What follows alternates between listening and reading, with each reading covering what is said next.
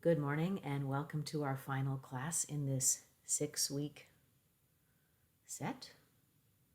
I am just setting up the different rooms on different platforms and we will get going in a moment.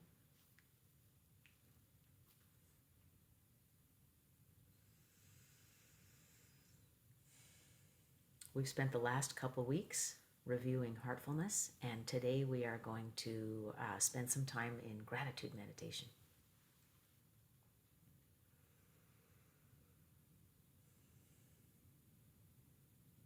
This is a practice that's really fruitful working with children, and when I mention that it's fruitful in working with children, what that translates into for adults is that it's an easy anchor for us as well. And what's particularly awesome about gratitude practice is that it allows us to tap into any abundance and prosperity we have in our lives. So abundance and prosperity we're not defining as material wealth, although not excluding that either. But for example, that it's easy to get up, easy to fall asleep, that you sleep well. Those things are physical signs of prosperity and abundance.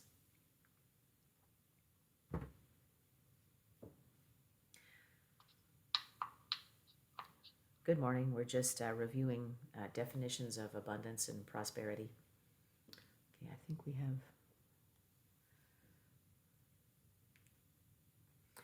So let's begin by getting into our mindful body.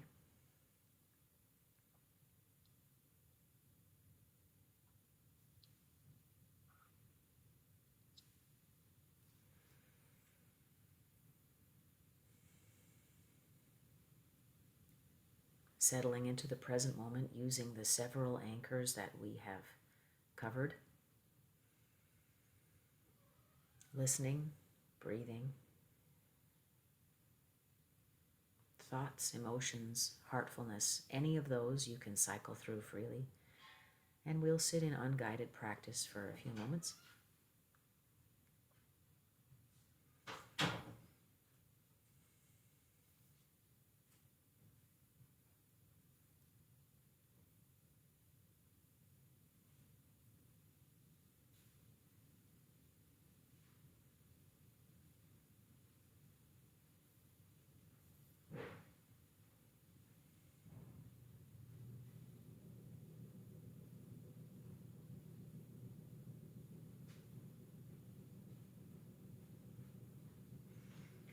Eyes open or closed as you're comfortable. Sometimes eyes closed allows us to better focus on other anchors like sound, and eyes open allows us to use, a spot on the wall or just our physical surroundings as an anchor as well. Noticing color, texture, shape, just ever more aware of our present moment and present surroundings.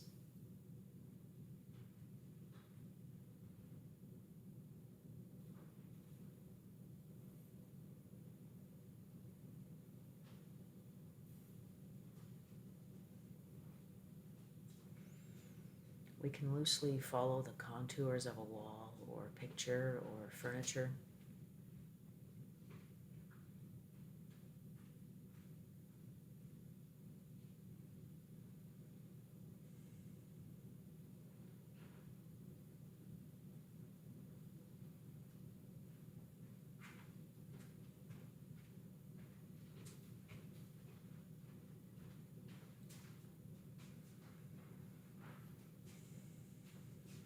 Don't forget to breathe.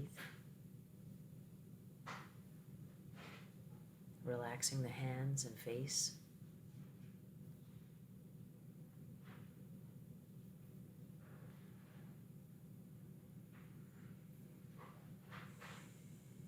Relaxing the belly, shoulders.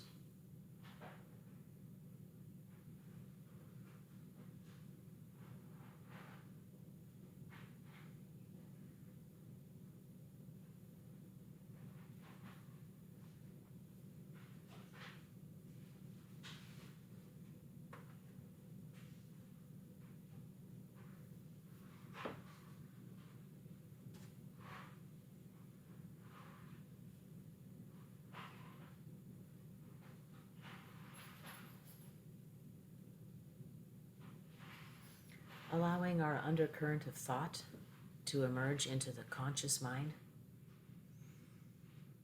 Who am I and how am I today?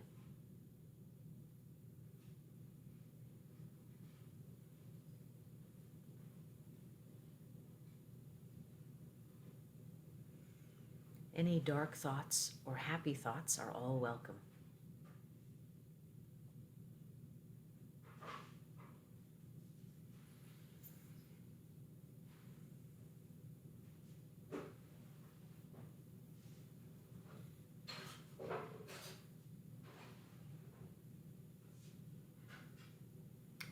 Any insecurities and concerns that may have been working just under the surface to guide my thoughts and actions this week, bringing those to the surface.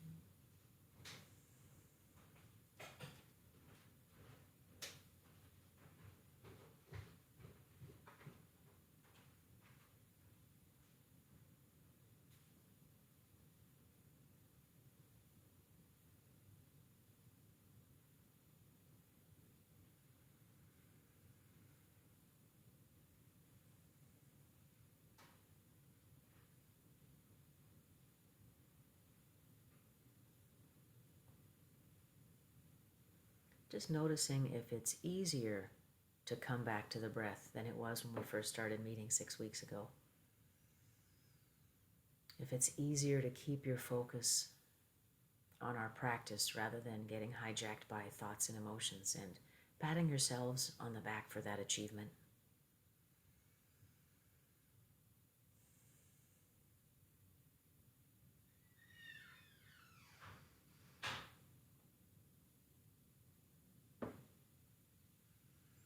And let's begin exploring our final anchor in this 6-week class. Our gratitude practice.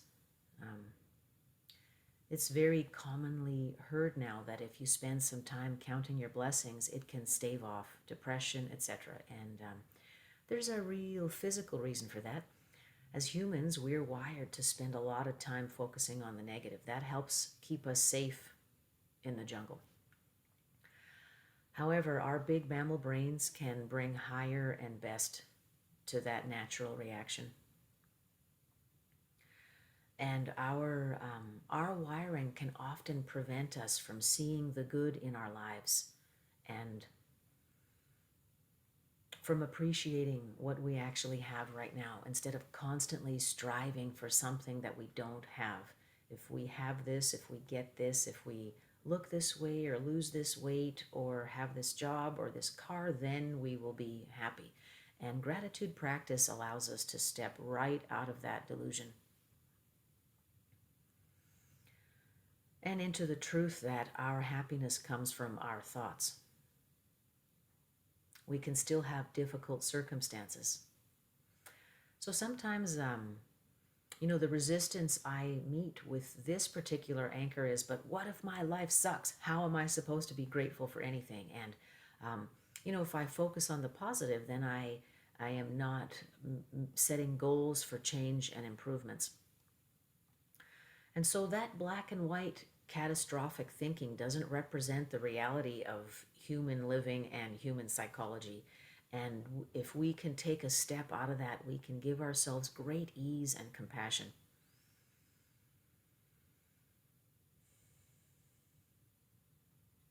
When I'm working with a group of kids, the big ticket gratitude items are always the ones we notice first: food, shelter, peace. education. And so once we pass those, we start drilling down into the minutia. And as that happens, we observe more and more tiny things to be grateful for. The fuzzy pants I'm still wearing, warm weather, an easy Sunday morning, the opportunity to have a couple hours to myself instead of working, the feeling of my relaxed hands and relaxed belly as such a contrast to the tension that I might usually bring to any activity. And so as we sit in gratitude practice, let's drill down into the little things and also observe how that makes you feel.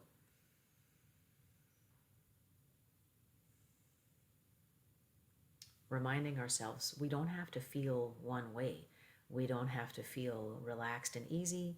It's okay to feel bored and frustrated and like that it's difficult or purposeless. All of that reaction is welcome.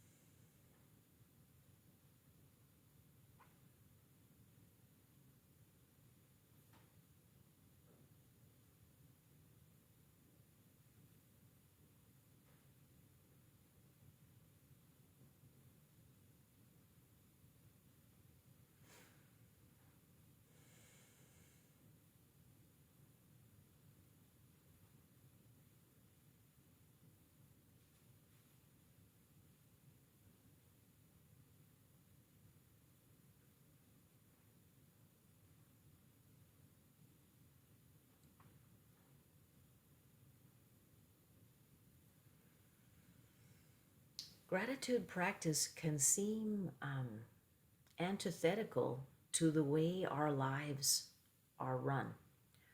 And that's because right now we live in a time where the toxic male energy is ascendant, right? We live in a time when it's perfectly normal to step on people around you to get what you want, to take more for yourself.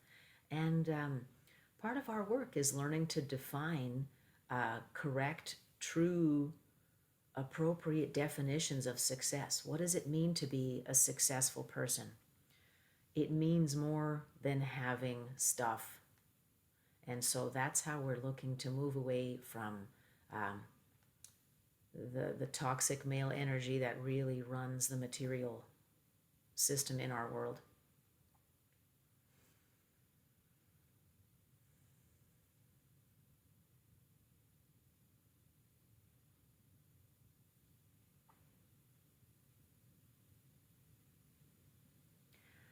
The ultimate goal of meditation practice is to be able to view those around us that we disagree with as equals, as brothers and sisters deserving our respect, and yet to be able to maintain our own boundaries.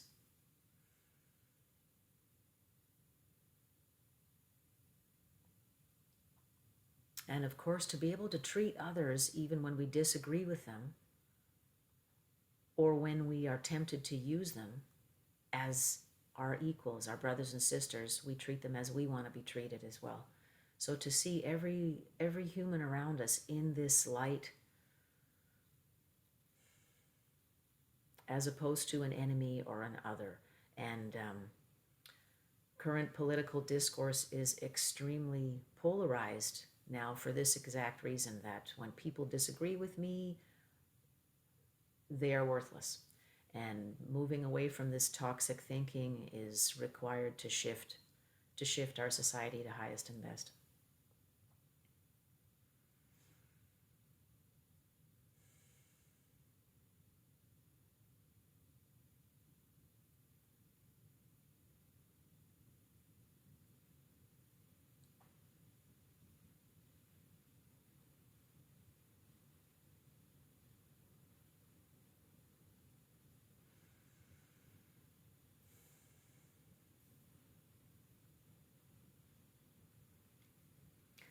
as we trace the path of that thinking, and history shows us this too, we could never have enough righteous anger to solve a problem. It never works. It never has. It can't. It's our nature. And if we killed everyone that disagreed with us, we would start killing the people that agreed with us until there's nobody left. And we need an alternative.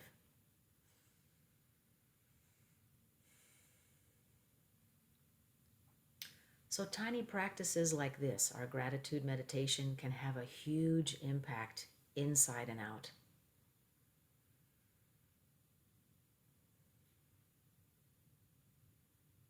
Allowing us to see the good in every situation that's difficult.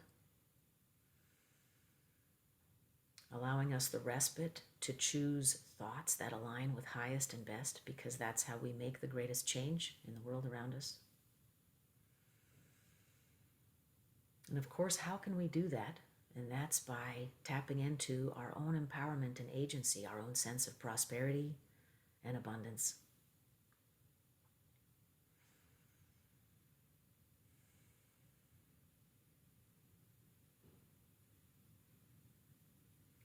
As we sit in gratitude practice, that's what we're calling forth, is recognition of our true existing prosperity that isn't about stuff. Looking for areas in your life where you can celebrate ease, flow, peacefulness, mutual respect.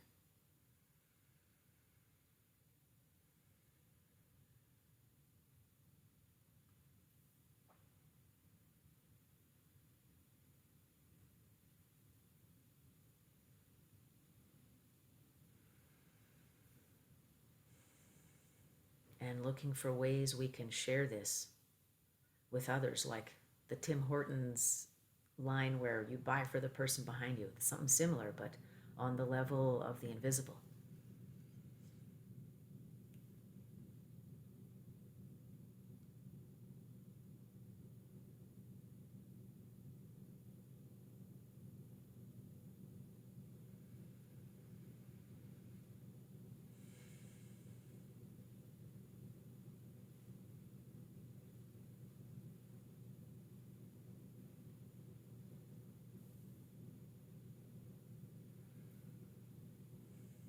If you have a journal handy, you're welcome to start making a list of the items that are called to mind as we remove the blocks to recognizing our true abundance and prosperity.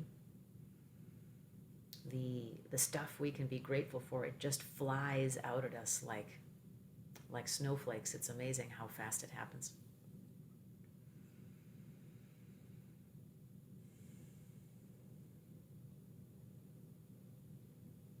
Or you can do that after our practice as well.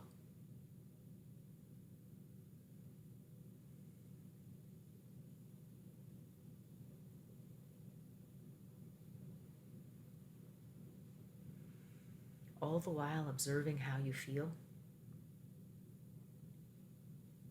both good and bad. It's exciting, it feels great, it feels empowering, or I can't come up with anything. And if that's the case, that signifies a block in your thinking that needs further exploration.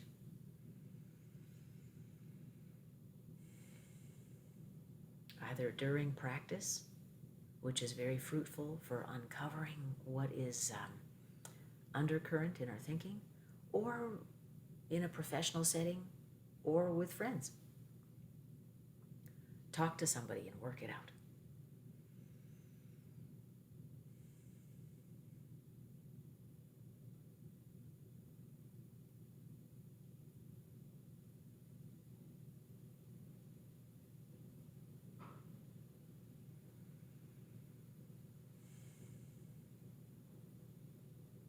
And let's sit in unguided practice for a few more moments.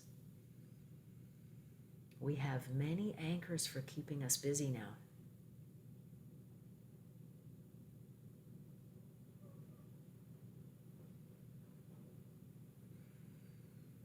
And a lot may have come up for discovery, exploration, that can be, pretty exciting also.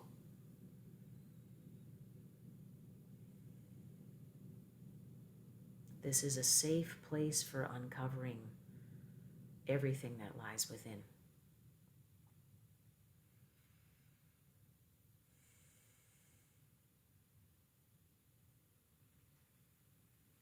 And if it doesn't feel that way, take another breath and remind yourself that the breath creates that safe space.